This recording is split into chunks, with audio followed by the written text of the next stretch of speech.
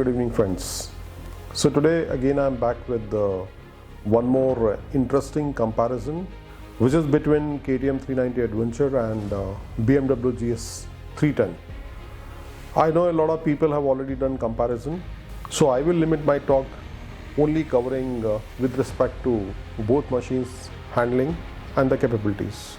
With KTM 390 Adventure, you can do a lot of miles at a very fast pace because it is loaded with a lot of sophisticated electronics, which will also keep the rider very safe.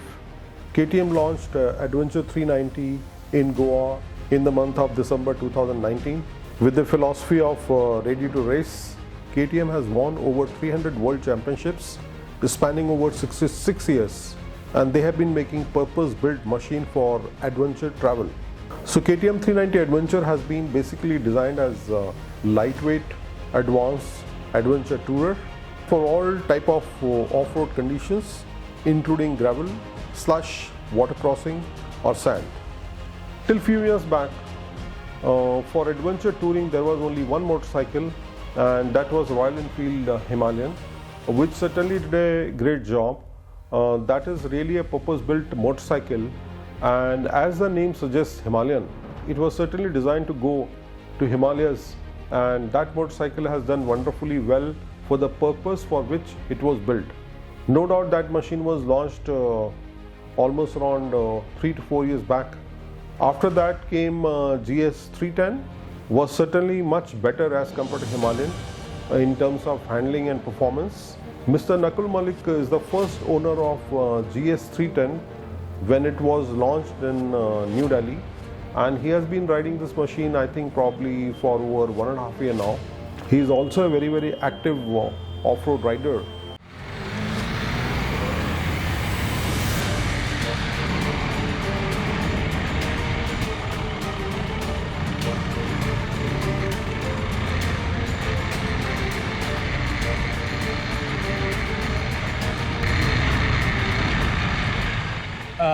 The word GS stands for Landstrasse, which is German for on-road, off-road. So literally the off-road character as well as the on-road character is built into the design DNA of this machine. That's why they named it the GS. So what I love about the GS is, first of all, what BMW refers to as the GS DNA. It's about the design, it's about how they build the geometry of this bike and the way it handles. What you feel when you sit on a GS. And I've been using this on-road as well as off-road. After all, it is a GS.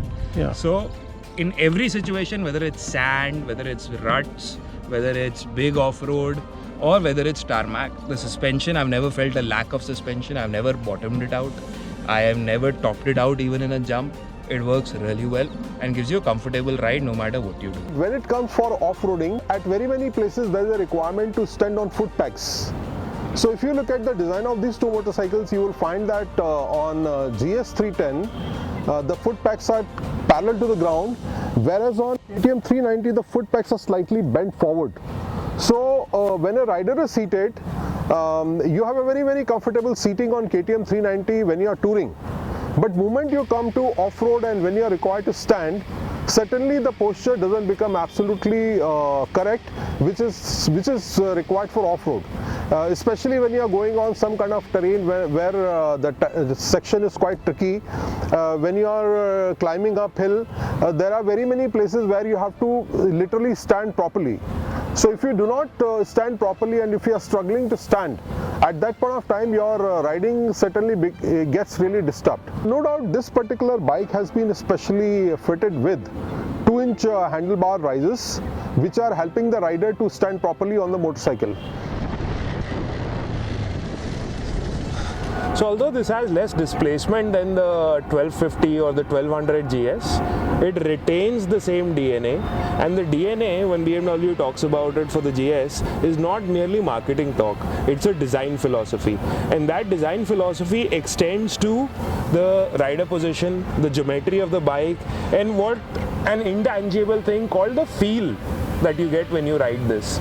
So you can switch seamlessly as a rider between the bigger GS and the smaller throughout the range, and within 30 seconds of sitting on the saddle and switching on the ignition, you will feel exactly at home as you would on your own bike, no matter which GS you ride out of the entire family. That is the GS DNA. Then comes the actual neutral riding position of this bike, which is the best of any adventure bike in its class right now, including the KTM 390 Adventure.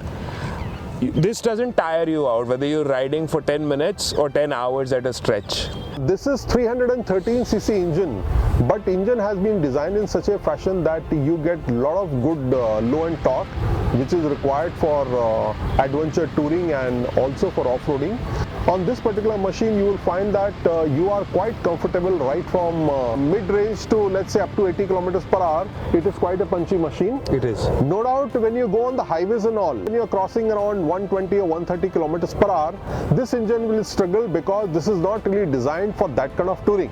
However, when we are talking about KTM 390, that particular bike is quite good because it is churning out around 44 bhp of power output. Plus, you can easily cruise at 150 kilometer plus speed without any vibrations. Apart from that, when we are talking about electronics on both the machine, GS310 has got ABS. This ABS, you can switch it off for off-roading, and there it entirely switches off. When you are talking about modernity and rider safety, KTM 390 certainly has got a lot of electronics which make riding very, very safe. So KTM 390 Adventure certainly is quite safe and has got a lot of good electronics. Just to name a few, it has got ABS. That ABS can be switched off for off-road. And in that particular mode, what happens is the front wheel is still not fully cut off from the ABS system. It still has got some kind of control on the front wheel. The rear wheel entirely cuts off so that you can do power slides or you can apply brakes and things like that. But the front wheel still has got some control just to keep the front end not washing out in a tricky situation. Apart from that, KTM 390 also has motorcycle traction control, which is a very good thing, and it senses basically the lean angle and the speed of the wheels and engine power which is being given to the wheels, and accordingly decides at what time the power is required to be cut to avoid any wheel spin. Apart from that, it has got slipper clutch, which is a very good thing, that when you are in speed and you suddenly change the gear, the rear wobbling is completely avoided. Yeah, the rear wheel doesn't lock up when you have a slipper clutch, and there is no back torque, which prevents you from having to pay attention to maintaining where the rear is going. So it does the work for you and frees up the rider to concentrate more on where he is going and to maintain his speed and line. KTM 390 Adventure is using Metzeler Tourist tire, which are very good. These tires are almost around, let's say, 70% for tarmac and 30% for off-road.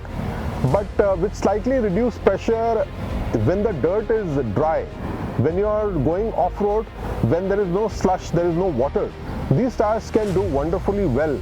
And even the original GS models, they also come with the same tire. So if you see the stock bikes, they are both fitted with the Metzeler Tourist tires, which are very, very good. If you have to go off-road and you're serious about off-roading, then you go for something that is a little more dirt oriented. These are 50-50 tires. These are Pirelli Scorpion Rally STRs. And if you look at the lug pattern and the design of the tire, you can see it is meant for off-road 50% and on-road 50%. It gives you enough grip on the tarmac when you're leaning, and it gives you enough grip in the dirt and the slush. So certainly GS310 is quite a robust machine, and with certain modifications it can be beautifully modified for undertaking hardcore off-road riding. If you see on YouTube, you will find a lot of videos showing GS310 being modified with rally grade products, whereby the machine really improves drastically and you can undertake a lot of serious off-roading.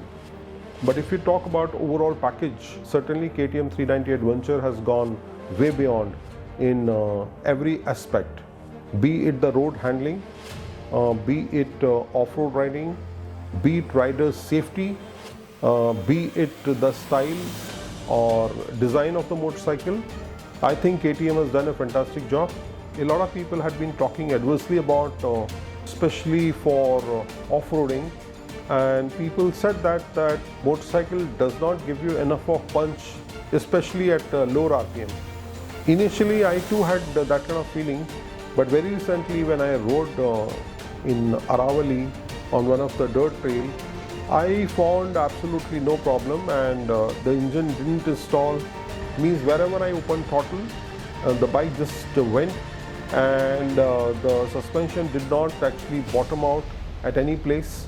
So I felt bike was quite smooth, and I felt quite in command when going off-road, except for one thing, that if I increase the handle height maybe by around 1 inch, the riding posture on dirt when you are standing on footpad will certainly improve, and that can be very great help to the rider. But since the motorcycle has been designed as an adventure tourer, certainly there was no such requirement, because now we are talking about a overall machine which should be good on road and also on off-road. With a fuel tank capacity of 14.5 liter, Adventure 390 can really cover a long distance, which is more than 400 km at one stretch, which is quite large as compared to GS 310. So as on today, even when BMW GS 310 has reduced their prices to almost around 3.1 lakh, still if you compare this machine with the KTM 390 Adventure, certainly KTM is fully loaded with a lot of advanced features, which will become most mandatory on all kind of adventure touring motorcycles as the time progresses.